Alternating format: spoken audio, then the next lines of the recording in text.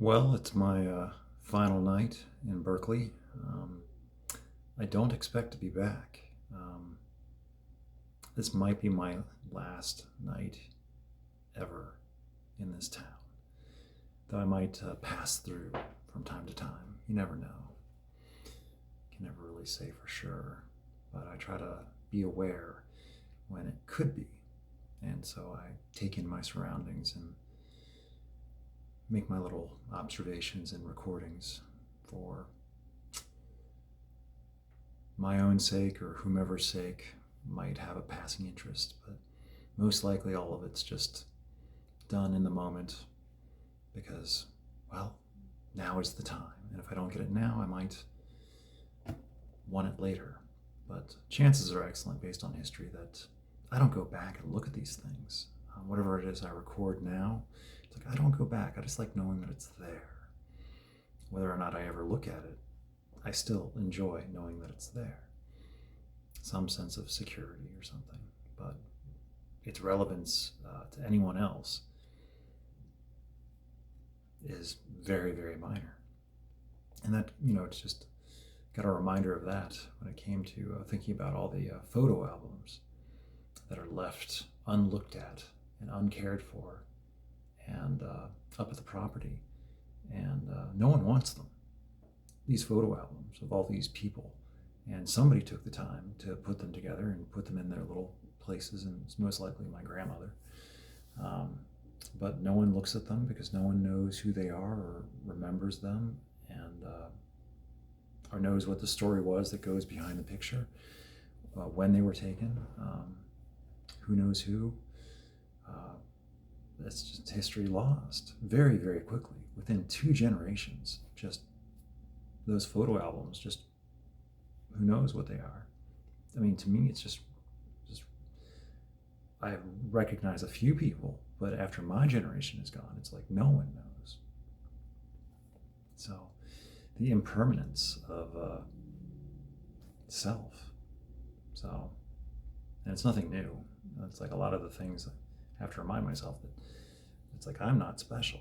Anything I think of or discover, it's not new. It's new to me. It's not new to the world. It's been thought of many, many times before, and it's just getting a new perspective or a new incarnation, manifestation, brought up to the surface again of the collective consciousness. So it's like, yeah, it's like discovering gravity all over again. It's like, yeah, it's gravity. We're pretty sure it's there.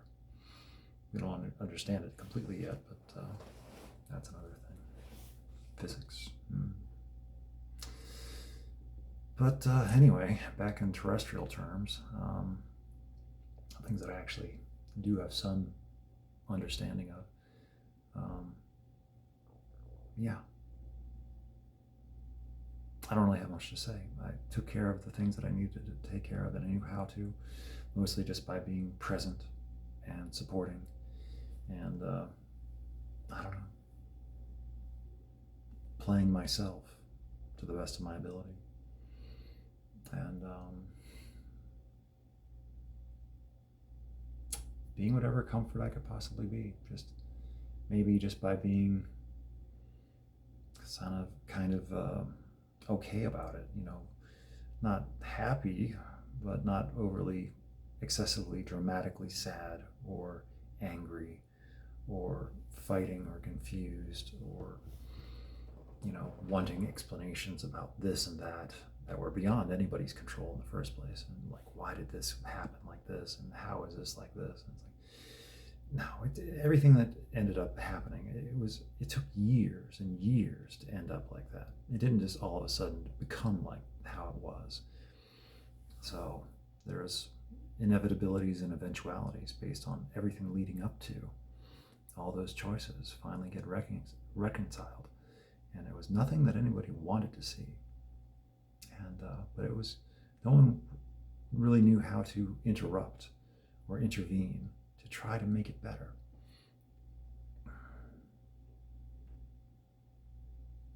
So that's how that turned out. That's what happens when that happens. So there's a lesson in everything. And I wrote down today that I was trying to look at everything as, an education moment, a lesson to be learned from every experience. And also finding like survival tips in everything, survival tools around me, ways to adapt and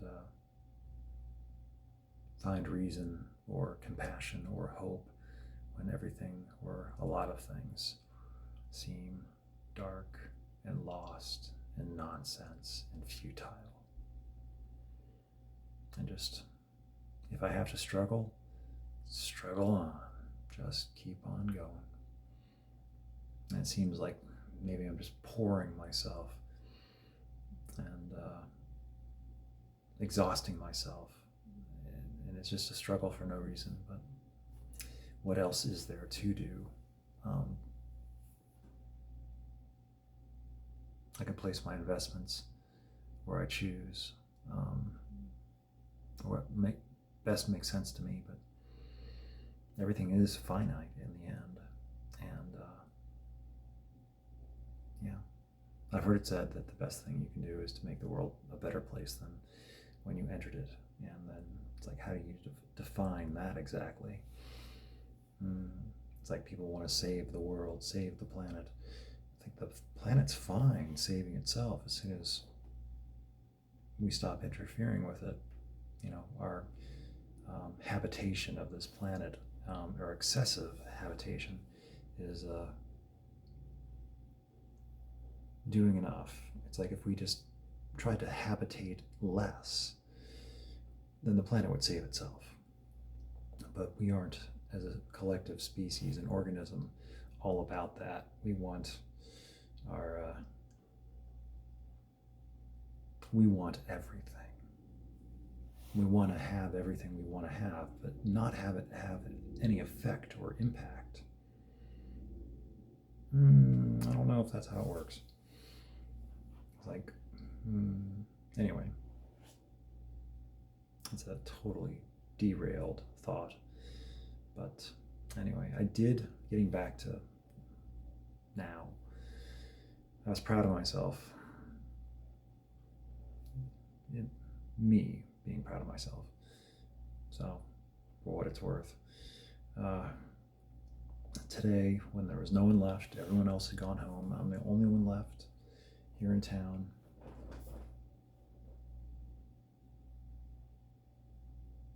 Yeah, I'm the only one left.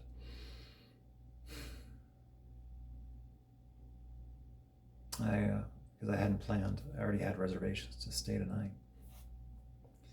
And I decided to go down to my old hometown, where I grew up, spent a lot of my years at least.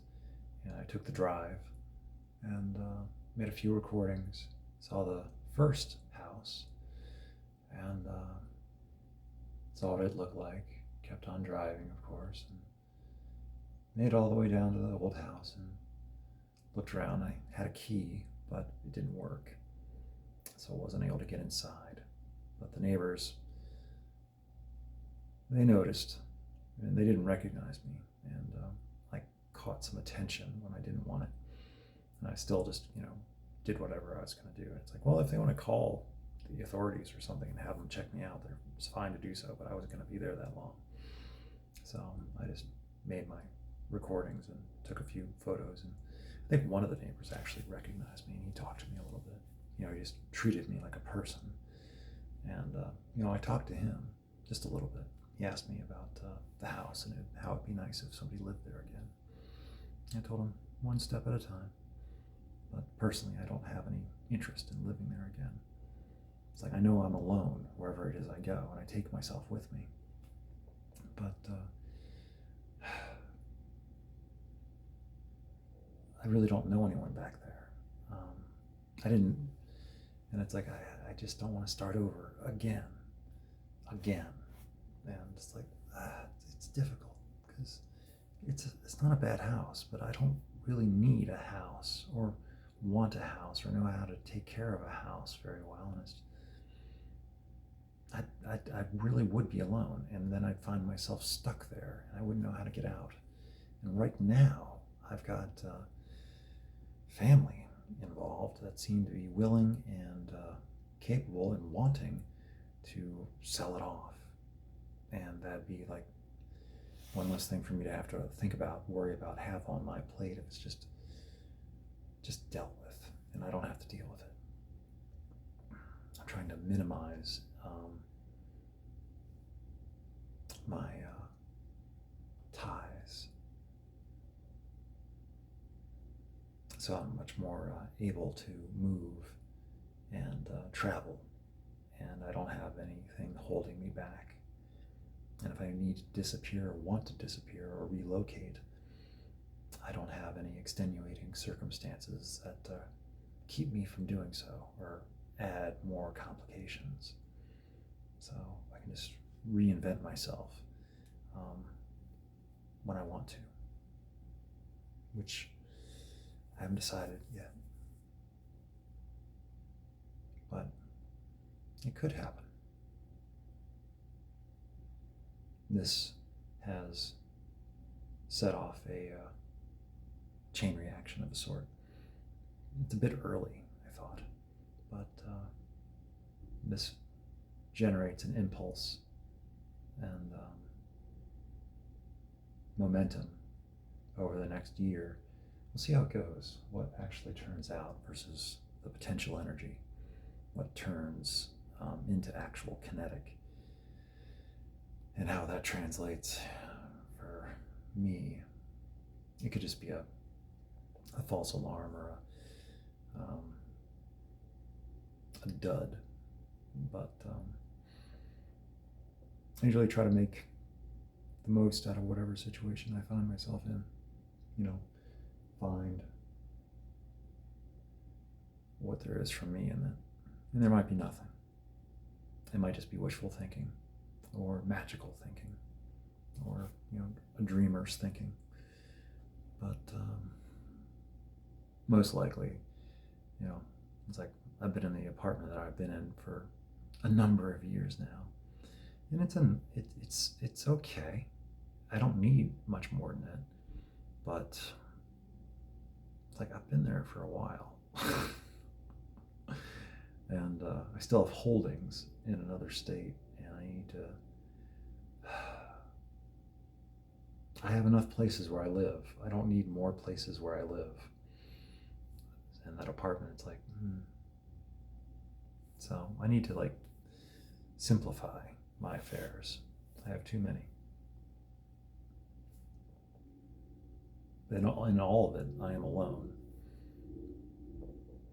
So, and I'm not all that well-to-do or well-off. I do okay, and it's only because I'm alone. I don't have any extra expenditures, and and mostly I don't mind being alone. I don't notice being alone all that much, but it doesn't mean that I always like it. It's just that I'm kind of used to it. And that doesn't mean it's a good thing or that I like it, that I'm used to it. It's how it's been. And anytime I try to make any changes to that for myself, or get to know somebody or meet somebody else, well, it just doesn't work for one reason or another. The situation gets complicated, it gets confused, feelings get hurt, and myself or the other person just ends up walking away or shutting down or disappearing. More than a few times it's been me. And that is just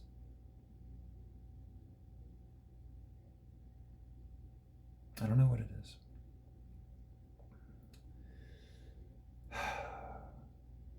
But the way things are going, if the way that I live and the way that there has been some progress, but I will end up just living alone to the end of my days and end up dying alone. and it'll probably be a very, very small, whoever else happens to be around me at that time, wherever it is I am, who knows? I can't even imagine. And it might be sooner than I think. That'd be the surprise. You can never really say for sure. So, I mean, I'd like to stick around, I think. At this time, I think I'd like to stick around for as long as this body continues to operate well enough that it's not too difficult. As soon as it starts becoming difficult to just live and to move around and to get things done, or my brain starts getting more and more addled and difficulties to process the world around me and what's going on, and feeling more and more confused and repeating myself and sharing the same stories over and over and over again. It's like I notice it when other people are doing that. It's like, do they know they're telling me the story again? Or are they repeating it for emphasis? It's like, do I interrupt them? Most of the time I just let them finish, because it seems like whenever they're telling it again, they're telling it like they're telling me for the first time, and it seems like it's rude to interrupt them. It's like, because then you're like, I don't know. Because I think for myself, when I'm telling somebody something that they've already heard before and they interrupt me, I don't know, I guess it doesn't bother me. It's like, oh, I'm sorry, I've already told you. Because I think it's embarrassing. Maybe that's what other people think. They think it's embarrassing, but then I don't know. That's where the whole I'm not a mind reader thing is. And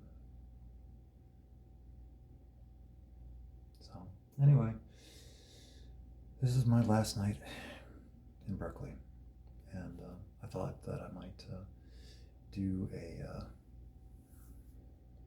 a short in the mirror with my phone, just as an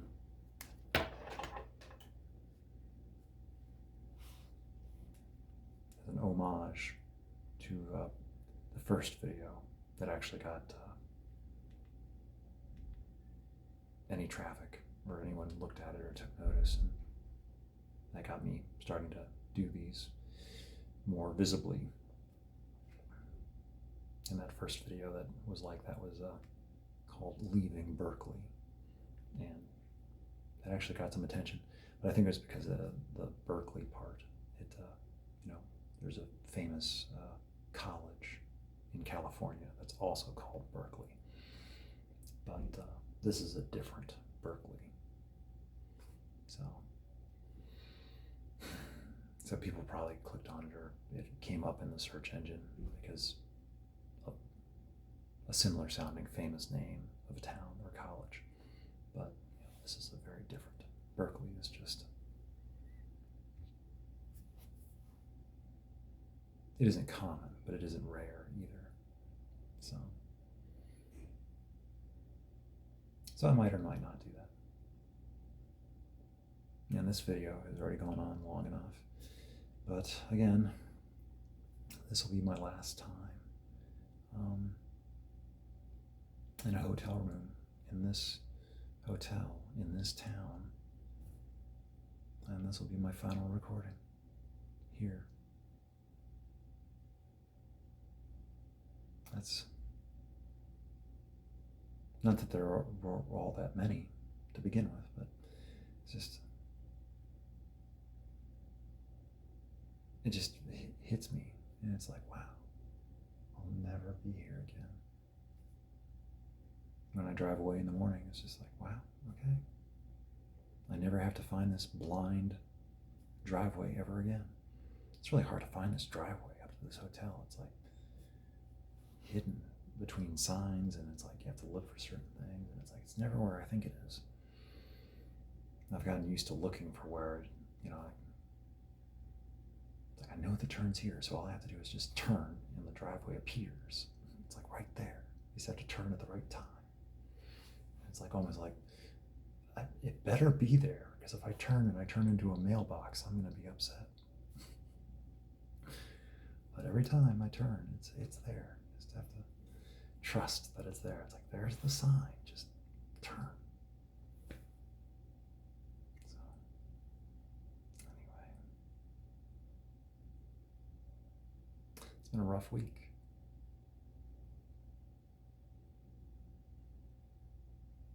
But I'm glad it's, I guess maybe the worst of it's over, or I don't know.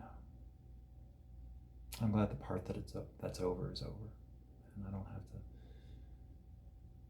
go through that again. I'd been worrying over going through what I just went through, because I didn't know how it was going to go, and now I do. It's like, oh, so that's how that went.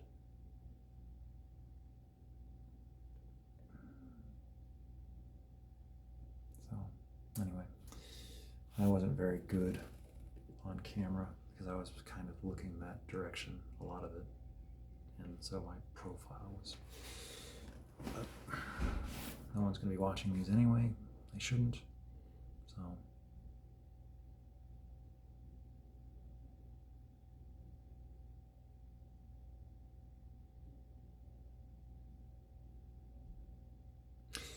let that be a thumbnail.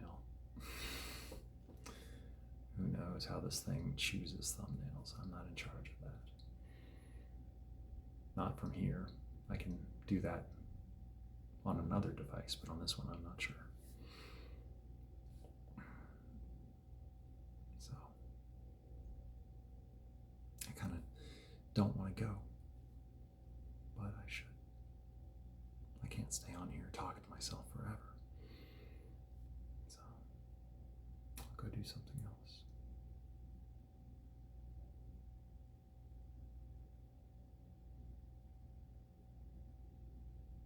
Until next time, I guess. I've enjoyed the talk.